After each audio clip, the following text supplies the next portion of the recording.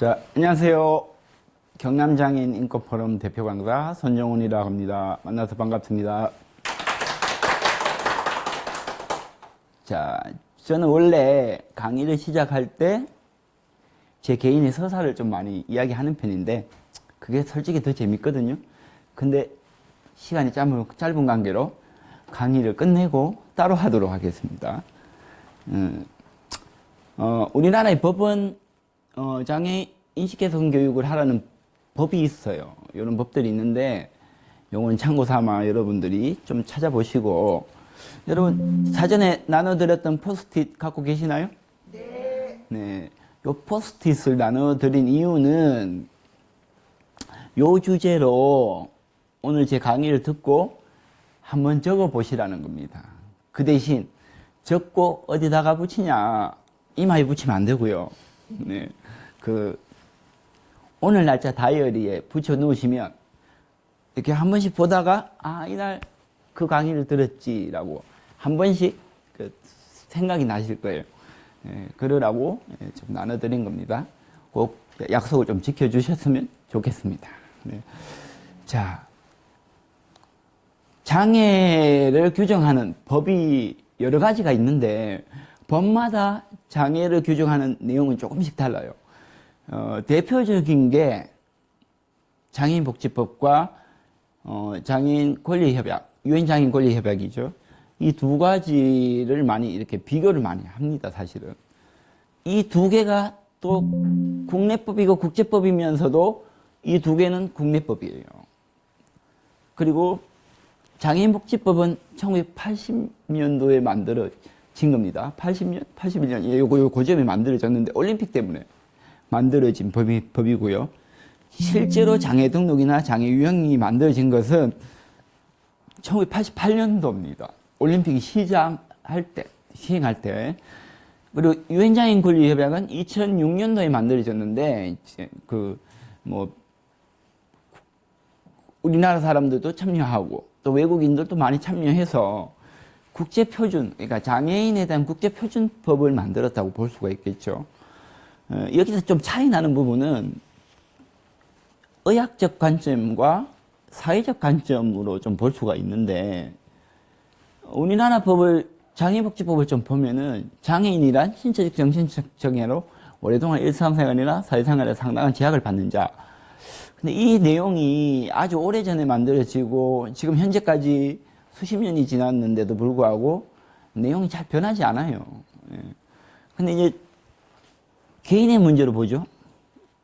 네가 장애인이니까 사회생활에서 상당한 차별을 받는다. 이렇게 또 다르게 해석할 수도 있습니다. 근데 유엔장애인 권리협약은 다른 사람들, 그러니까 장애인이 다른 사람들과 동등한 기초 위에서 완전하고 효과적인 사회 참여를 일하는 이 굵은 것으로 되어 있는 이 영역을 좀 보시면은 개인의 문제라기보다는 장애인 관점에서 사회에 참여할 수 있냐 없냐, 사회 문제로 보고 있어요. 개인 문제와 사회 문제로 보고 있다는 거예요. 그러니까 이 국제법 유엔장애인 권리협약은 우리 모두를 위한 법으로 해석하고 있고 지역사회 문제로 보고 있고, 크게 나가서는 그 한 나라의 문제로 보고 있다는 거예요. 그런데도 불구하고 이게 우리나라 법인데도 불구하고 복지법은 아직 변하지 않고 있고 그렇다는 겁니다. 자, 그리고 장애에 대한 유엔장애인 권리위원회에서 말하는 장애인에 대한 접근법인데요. 이게 시간이 지나면서 장애에 대한 해석이 변화하는 것을 이야기해 줍니다. 요 네 가지인데요. 시혜적 접근, 의학적 접근, 사회적 접근, 그리고 인권적 접근, 요 네 가지. 지금까지는 여기까지 왔어요. 근데 그 다음 단계는 저도 잘 모릅니다, 사실. 유엔장애인 권리위원회가 이렇게 해석을 하고 있는데, 이 사회적 접근이 외국을 기준으로 보면 1980년대부터 사회적 접근이에요. 그러니까 시혜적 접근과 의학적 접근은 비장애인에 의한 장애인의 문제를 해결하는 방식인데, 사회적 접근은 장애인이 사회에 문제가 있다라고 인식하는 그런 구조라고 볼 수가 있겠죠. 근데 이 인권적 접근은 우리 모두 이 문제를 해결하자라는 그런 단계로 진화했다는 겁니다. 자, 요 선이 보이시죠? 세로선. 2006년 기준으로 해서 장애인들이 차별받거나 뭐 학대를 받거나 하더라도 어디에도 하소연할 수 없었어요.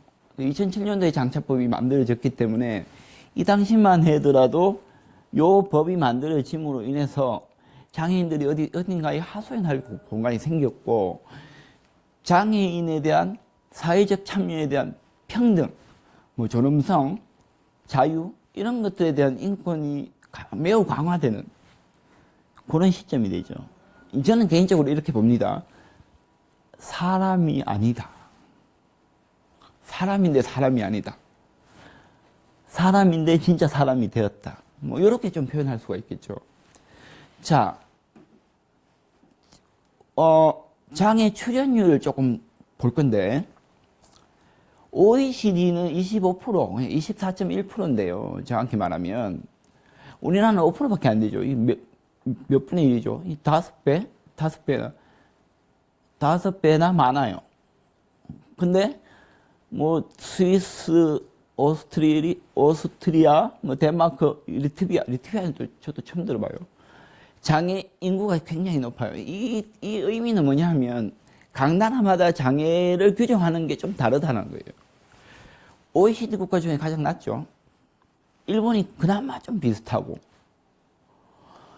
이게 장애 인구가 많은 게 좋냐, 낮은 게 좋냐, 뭐 좋고 나쁨을 떠나서 장애인이 많으면 누구나 장애인이라는 그런 관점에서 본다면 차별이나 이런 것들이 좀 덜 하겠죠.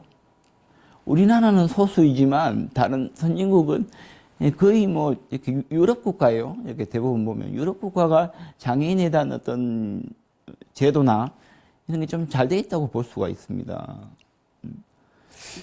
그래서 우리나라는 장애인에 대한 차별이 굉장히 많을 거라고 보는 거죠. 이런 나라는 뭐 세 사람 중에 한 사람은 장애인이다. 이렇게 볼 수 있는 겁니다. 자, 장애 범주를 좀 보면은 우리나라는 굉장히 의학적이에요. 의사들이 장애 진단을 좀 많이 하고 있고, 근데 사회적 장애, 서울대는 사회적 장애라는 영역이 있습니다. 의사소통이 어려운 외국인, 이민자, 청각장애와 언어장애가 있다고 볼 수 있겠습니다. 자, 미국은 또 어떠냐면, 특히 암, 에이즈, 알코올 중독, 좀 특이한 점이죠. 우리나라랑 좀 다르게. 그러니까 국민들이 어떻게 생각하느냐에 따라서 합의가 좀 잘 이루어지면 장애인에 대한 범주도 많이 늘어나고 보는 관점이 좀 바뀔 것이다라고 보는 겁니다. 그리고 호주 같은 경우에 뭐 당뇨, 에이즈가 거의 다 있어요. 그래서 이런 외국 사례들도 보고 이렇다 보면 이 장애는 도대체 뭔가라고 본다면 다양성에 있다. 그 장애도 그 사람의 일부로 봐야 된다라는 관점이죠. 다양한 걷는 법, 다양하게 보는 법, 다양한 생각, 다양한 의사소통, 다양한 상호작용, 뭐 이렇게 기타 등등 다양성, 사람의 다양성으로 해석해 봐야 된다는 그런 해석이 있습니다. 유엔장애인권리위원회에서. 자, 후천적 장애인이 88%나 되고 6가구당 1명은 장애인이 있는 가정이다라고 보는 거죠. 그리고 사고보다는 질환이 훨씬 많고, 이 말은 우리가 살면서 질병에 노출돼서 장애인이 될 확률이 굉장히 높고, 260만 명 정도 되는 장애인 중에 절반 이상 62% 정도가 65세 이상 어르신들이라는 겁니다. 예. 그리고 우리나라도 조금씩 변화하고 있는데 요 다섯 가지가 늘어났어요. 요 5가지가 늘어났는데 더 많이 늘어나야 되겠죠. 그리고 장애에 대한 개념 변화가 이 개인적인 문제에서 사회적으로 좀 많이 변화하고 있습니다. 실제로 뭐 법들도 많이 제정됐고, 그리고 이런 걸 좀 볼 수가 있는데, 요거는 여러분들한테 퀴즈를 낼 거예요. 계단을 오를 수 없죠. 장애는 어디 있냐? 이건 장애가 발생하지 않네. 이건 장애가 발생해요. 장애가 사람 몸에 있는 게 아니고 장애는 발생하는 거예요. 어떤 목적을 띠면은 장애는 발생해 버리는 겁니다. 요 퀴즈는, 자, 나의 손상과 환경. 한 가지 문제가 아니죠. 내가 개인적으로 가지고 있는 문제와 환경적인 문제로 장애가 발생해 버린다는 거예요. 환경이 조금만 바뀌어도 장애는 없어지는 것이다.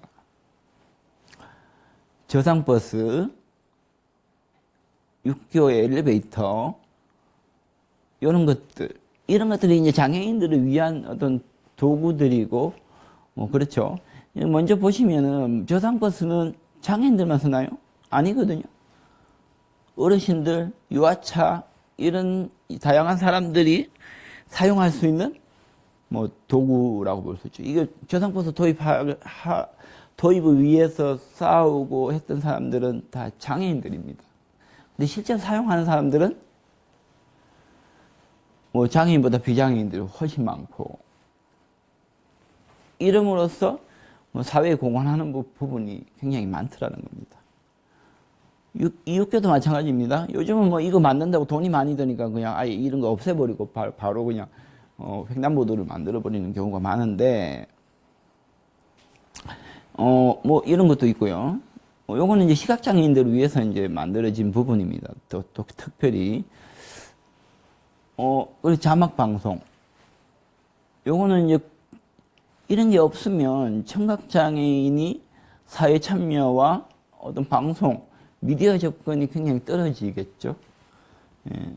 그래서 이런 일자리도 많이 만들어지는 것이고, 장애인을 위해서 이제 사회에 공헌하는 부분들이, 일자리들이 굉장히 많다라는 걸 좀 이렇게 표면적으로 좀 볼 수가 있습니다. 키오스크 문제인데요. 단순히 높이가 높아서 사용하지 못하는 게 아닌 것 같아요. 저는 개인적으로 볼 때. 어르신들, 특히 시각장애인들, 이런 분들이 항상 만나게 돼요. 고속도로 이용하다 보면 식당에 다 이런 게 설치되어 있으니까. 장애인이기 때문에 차별받는 게 아니라 차별받기 때문에 장애인이 된다는 것을 우리는 이런 화면으로 좀 볼 수가 있고, 살면서 그런 걸 좀 느끼게 됩니다. 그리고 이 과학이 발전하고 문화적인 어떤 발전이 다 장애인들에게 좋은 영향을 미치는 건 아니에요, 사실. 이런 걸 보면 좀 그렇죠. 이거는 제가 사용하는 신발인데, 이게,